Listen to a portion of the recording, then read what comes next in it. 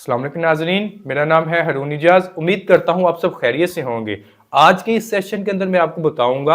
India کی intelligence agency را یعنی research and analysis wing Pakistan میں کس طریقے سے آپریٹ کرتی ہے اور یہاں پہ وہ اپنے ٹارگٹ کس طریقے سے اچیو کرتی ہے۔ ریسرچ اینڈ انالیسس ونگ کا مین ہیڈ آفس تو انڈیا کے اندر موجود ہے، لیکن پاکستان، بنگلہ دیش، مالدیپ اور مشرق وسطیٰ کے جو دیگر ممالک ہیں جن میں دبئی ہے، سعودی عربیہ ہے، عراق، ایران، شام وغیرہ ہیں، یہاں پہ اپنے آپریشن لانچ کرنے کے لیے انڈیا کی ریسرچ اینڈ انالیسس ونگ نے اپنے سب آفسز بھی بنائے ہوئے ہیں جو زیادہ تر دبئی میں ہیں۔ مشرق وسطیٰ کے اندر اور پاکستان اور دیگر ممالک کے اندر جو انہوں نے آپریشن لانچ کرنے ہوتے ہیں یہ زیادہ تر دبئی سے آپریٹ کیے جاتے ہیں۔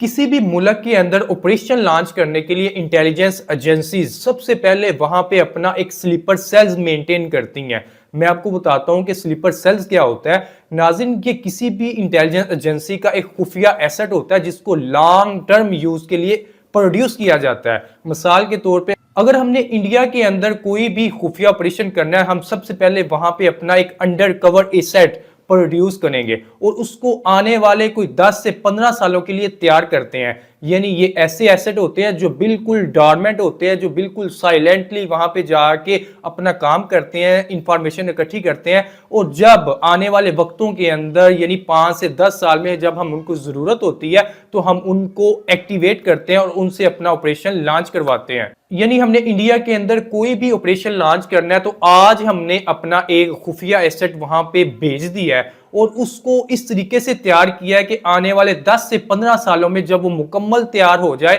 تو پھر ہم وہاں سے آپریشن اپنا لانچ کریں گے۔ سیم اسی طرح سے انڈیا کے بھی پاکستان کے اندر سلیپر سیلز موجود ہیں جو کافی عرصہ سے یہاں پہ کام کر رہے ہیں اور یہاں سے انہوں نے بہت زیادہ ڈیٹا اکٹھا کر لیا ہوا اور ایک بہت بڑا نیٹ ورک بنا لیا ہوا ہے اور اب وہ یہاں پہ آپریشن لانچ کر رہے ہیں۔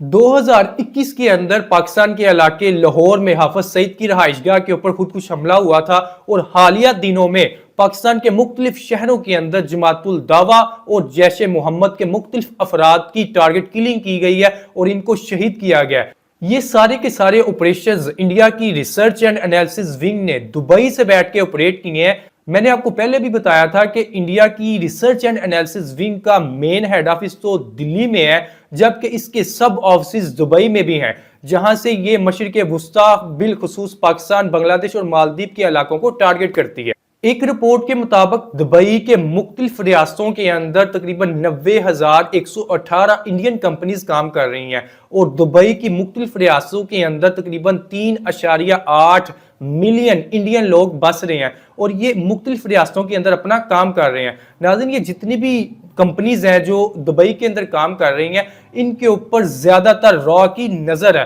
اور را کا ان ساری کمپنیز کے اندر ایک نیٹ ورک بنا ہوا ہے جو وہاں سے مختلف طریقے سے ڈیٹا اکٹھی کرتی ہیں۔ اسی طرح سے ایک رپورٹ کے مطابق دبئی کے اندر 1.7 ملین پاکستان لوگ بھی کام کر رہے ہیں۔ یہ جو پاکستانی لوگ ہیں جب یہ جاب کے لیے ان کمپنیز کے اندر اپنی سی وی جمع کرواتے ہیں، را کی انسٹرکشنز کے مطابق، را کی پلاننگ کے مطابق جب پاکستانی ان کمپنیز کے اندر جاب کرنا سٹارٹ کر دیتے ہیں تو جو انڈین لوگ ہیں وہ پاکستان کے ساتھ بہت ہی اچھا بیہیو کرتے ہیں اور یہ ظاہر کرتے ہیں کہ ہم تو مسلمانوں کے بہت اچھے دوست ہیں۔ تو ناظرین، اس طریقے سے جو پاکستانی ہیں وہ ان کے ساتھ گل مل جاتے ہیں اور ان کا آپس میں ایک تعلق بن جاتا ہے، کیونکہ یہ جو پاکستانی ہیں یہ پاکستان کے مختلف شہروں سے گئے ہوتے ہیں اور ان کا سارا ڈیٹا ان کمپنیز کے پاس اکٹھا ہو جاتا ہے۔ انڈیا کی را اپنی ان کمپنیز کے جو ایچ آر ڈپارٹمنٹس ہیں وہاں سے پاکستانیوں کو ڈیٹا اکٹھا کرتی ہے، ان کو انالیسس کرتی ہے، انالیسس کرنے کے بعد وہ اپنی مرضی کے بندوں کو سلیکٹ کرتی ہے، پھر ان کے ساتھ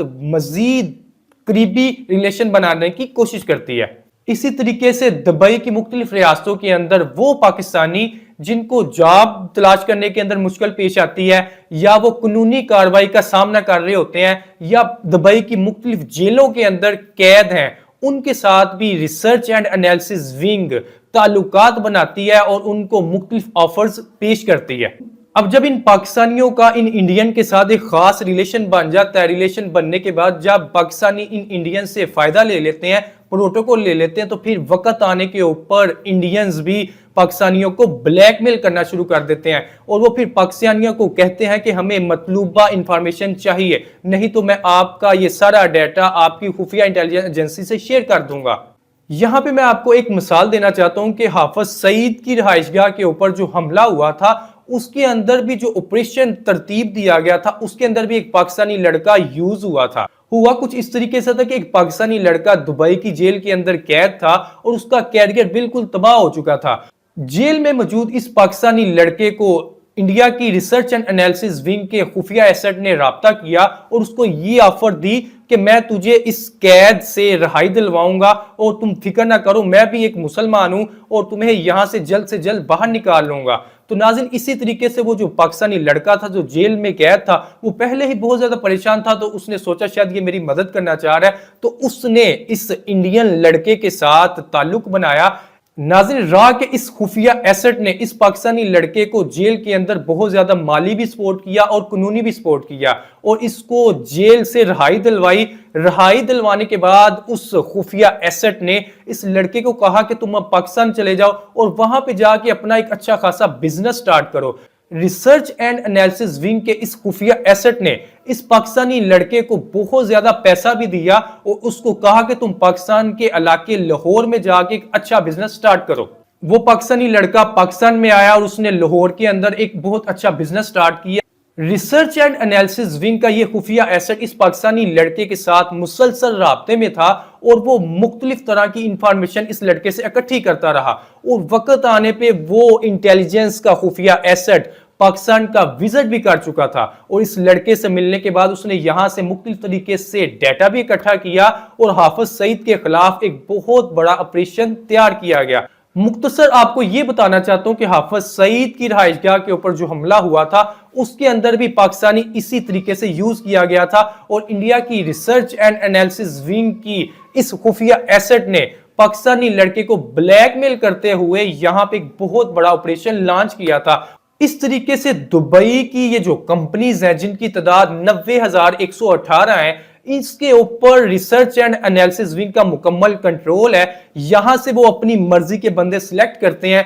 उनसे वो डाटा इकट्ठा करते हैं। डाटा इकट्ठा करने के बाद फिर वो पाकिस्तान के मुख्तलिफ इलाकों के अंदर मुख्तलिफ ऑपरेशन लॉन्च करते हैं और अपने टारगेट अचीव करते हैं। दुबई की तरह सऊदी अरेबिया के अंदर भी इंडिया की तकरीबन 500 से ज्यादा कंपनीज काम कर रही हैं और आपको मालूम है कि सऊदी अरेबिया के अंदर भी पाकिस्तानियों की एक बहुत बड़ी तादाद काम कर रही है और ज्यादातर वहां पे भी लेबर तबका है। रिसर्च एंड एनालिसिस विंग जिस तरीके से दुबई के अंदर अपने एसेट तैयार करती है और इसी तरीके से वो सऊदी अरेबिया के अंदर भी पाकिस्तानियों को तैयार करती है, वहां से पाकिस्तानियों का डाटा इकट्ठा करती है, इनको ब्लैकमेल करती है और पाकिस्तान के मुख्तलिफ इलाकों के अंदर इनसे काम लेती है। हालिया दिनों के अंदर भी जैशे मोहम्मद और जमातुल दावा के जितने भी नौजवान शहीद हुए हैं उनकी टारगेट किलिंग के अंदर भी इसी तरीके से ऑपरेशंस लॉन्च किए गए हैं। इंडिया की रिसर्च एंड एनालिसिस विंग जब इन पाकिस्तानियों से डाटा इकट्ठा कर लेती है तो पाकिस्तान के अंदर जो इंडिया के स्लीपर सेल्स मौजूद हैं जो आज से 10 से 15 साल पहले